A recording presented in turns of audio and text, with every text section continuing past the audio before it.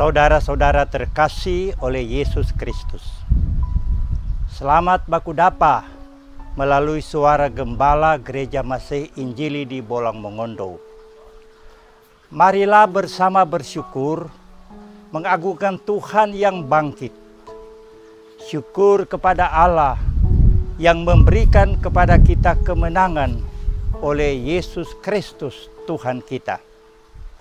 Saudara-saudara, marilah saat ini kita baca firman Tuhan dari 2 Korintus pasal 2 ayatnya yang ke-14. Tetapi syukur bagi Allah yang dalam Kristus selalu membawa kami di jalan kemenangannya. Dengan perantaraan kami, Ia menyebarkan keharuman pengenalan akan Dia di mana-mana. Dari bacaan Alkitab ini ditetapkanlah tema kemenangan melalui salib. Ada 2 berita utama dalam nats Alkitab yang kita baca hari ini. Pertama, ucapan syukur karena Kristus selalu membawa kami di jalan kemenangannya.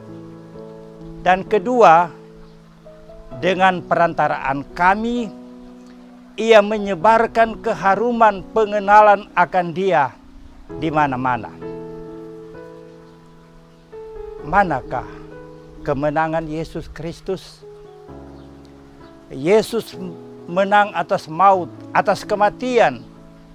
Yesus tidak tinggal tetap dalam kubur, tetapi kubur Yesus telah kosong sebab Yesus sudah bangkit. Yesus hidup kembali. Karena itu saudara-saudara, peristiwa kebangkitan Kristus atau peristiwa Paskah adalah satu peristiwa besar dalam sejarah dunia dan sejarah kemanusiaan. Berita Yesus menang terus disebar luaskan, dipublikasikan di mana-mana. Rasul Paulus telah dipakai Tuhan dalam kerja memberitakan Injil. Karena itu dengan berjalan ribuan kilometer baik di darat maupun di laut, Ia telah ada di banyak tempat. Di mana-mana tumbuh dan berkembang gereja Tuhan. Apakah ini menjadi kebanggaan Paulus sebagai keberhasilannya? Apakah Rasul Paulus membesarkan diri sendiri, membanggakan diri atas pencapaian hasil di mana-mana? Oh, tidak saudara-saudara. Sekali lagi tidak. Lihatlah apa yang ditulis Rasul Paulus. Syukur bagi Allah yang membawa kami di jalan kemenangannya. Jadi kemenangan itu adalah kemenangan Yesus. Kemenangannya adalah kemenangan karena kebangkitannya. Tuhan membawa kami, artinya Tuhan yang menuntun, Tuhan yang membimbing, Tuhan yang senantiasa berada di jalan kemenangannya. Rasul Paulus tetap teguh mengakui bahwa apa yang ia kerjakan, apa yang ia beritakan adalah karena Allah membawa dia selalu pada jalan kemenangan. Ia tidak lari dari rel atau jalur ini. Jadi, kalau Rasul Paulus berhasil mendirikan jamaat di banyak tempat, kalau Rasul Paulus berhasil meyakinkan baik orang Yahudi maupun bukan orang Yahudi untuk percaya dan menerima Kristus, itu terjadi karena Tuhan. Karena itulah keliru besar bila ada orang bilang kita pe jamaat, kita pe anggota, kita pe hasil kerja. Ini adalah buah atau hasil dari kita pe usaha. Atau ada yang bilang ini gedung gereja dapat berdiri karena kita. Model begini adalah model batunjung padiri sendiri. Model ini keliru. Karena itu sekali lagi, mari perhatikan apa yang dikatakan Rasul Paulus. Syukur bagi Allah yang membawa kami di jalan kemenangannya. Jadi Rasul Paulus mengakui Tuhanlah yang membawa dia di jalan kemenangannya. Bukan kemenangan karena hasil, tapi kemenangan Kristus, yaitu kebangkitan Yesus. Tuhan yang bawa, Tuhan yang tuntun, Tuhan yang hentar di jalan kemenangannya. Jadi bukan kemenangan kita, tapi kemenangan Yesus Kristus. Paskah adalah peristiwa kemenangan itu.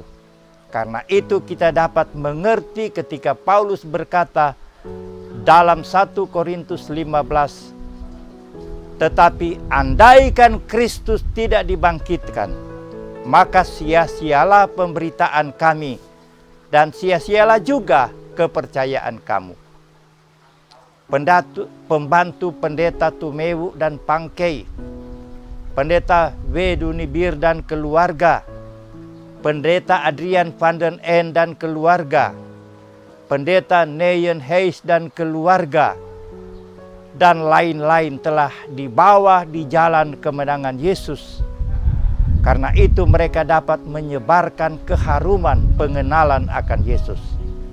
Saudara-saudara, para hamba Tuhan, majelis jemaat, pimpinan di aras jemaat wilayah dan sinode. Apakah saudara tetap berada pada jalan kemenangan Yesus? Rasul Paulus bersaksi sebagaimana ia tulis dalam 2 Korintus 11 mulai ayat 23. Aku lebih banyak berjeri lelah, sering di dalam penjara, didera di luar batas, kerap kali dalam bahaya maut. 5 kali aku disesa orang Yahudi, setiap kali 40 kurang 1 pukulan.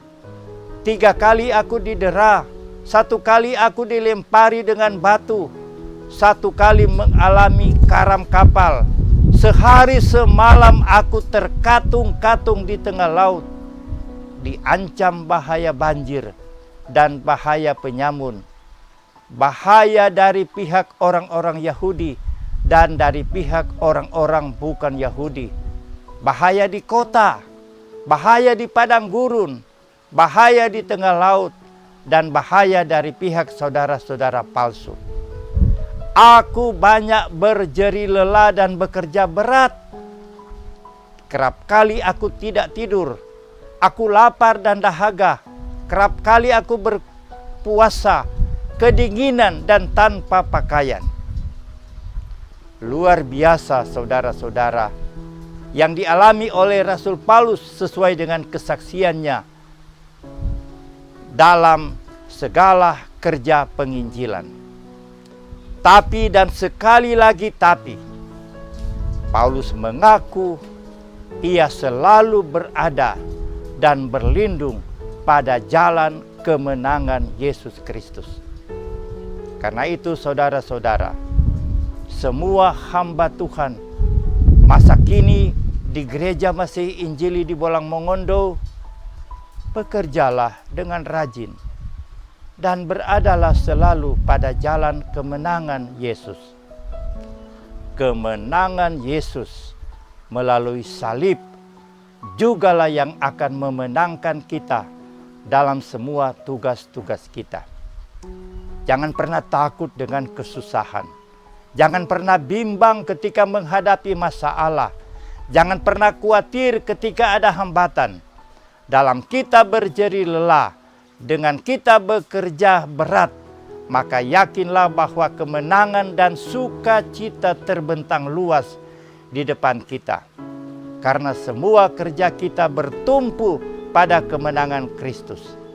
Dengan demikian, semua kemenangan kita dalam tugas bukan karena keberhasilan kita, tetapi karena kita berada di jalan kemenangan Kristus. Yang kedua, dengan perantaraan kami Ia menyebarkan keharuman pengenalan akan Dia di mana-mana. Rasul Paulus dalam kerja penginjilan mempunyai teman-teman. Ada Barnabas, ada Apolos, ada Timotius. Para rasul dan penginjil lainnya berfungsi sebagai perantara. Perantara antara Tuhan Yesus dan manusia pada umumnya. Tetapi yang sesungguhnya berkarya dalam tugas penginjilan itu adalah Tuhan Yesus. Perhatikan apa kata Paulus. Ia atau Yesus yang menyebarkan keharuman pengenalan akan Dia. Yesus berkarya menyebarkan keharuman pengenalan akan Dia. Jadi semua kerja penginjilan itu dari Tuhan Yesus. Semua kerja gereja itu dari Tuhan Yesus, oleh Tuhan Yesus, dan untuk Tuhan Yesus. Ada ungkapan indah. Melalui mulut orang Kristen, Kristus berbicara kepada dunia. Melalui kehidupan orang Kristen, Kristus mempersembahkan pengorbanannya bagi dunia. Melalui tangan orang Kristen, Kristus Yesus melayani. Melalui hati orang Kristen, Yesus menaruh kasih. Saudara-saudara dan saya adalah orang-orang yang dipakai Tuhan sebagai perantara dari Tuhan dengan manusia yang lain yang belum percaya kepada Tuhan. Hidup saudara secara pribadi maupun bersama dalam satu persekutuan adalah perantara menyebarkan keharuman pengenalan akan Dia, yaitu Tuhan Yesus. Saudara-saudaraku, jangan pernah lupa akan peran perantara ini. Dimanapun di saat sedang bekerja, harus kita laksanakan tugas suruhan Yesus. Taat dan setialah laksanakan tugas suruhan Tuhan. Jadilah benar supaya kebenaran diagungkan dan dimuliakan. Keharuman di sini bukan keharuman diri kita sendiri, tetapi keharuman karena mengenal Yesus Kristus. Bahwa di mana-mana ada yang memilihnya, menyerahkan diri percaya kepada Yesus, memilih jalan salib, itu adalah keharuman yang dipersembahkan pada Tuhan. Kita percaya bahwa selaku perantara menyebarkan keharuman pengenalan akan Yesus akan terus berlanjut sepanjang masa. Akhirnya saudara-saudara, Rasul Paulus berkata, yang penting bukanlah yang menanam atau yang menyiram, melainkan Allah yang memberi pertumbuhan. 1 Korintus 3 ayat 7. Tuhan yang memberi pertumbuhan. Tuhan yang menyebarkan keharuman pengenalan akan Dia. Tuhan menolong kita, memberkati kita. Amin.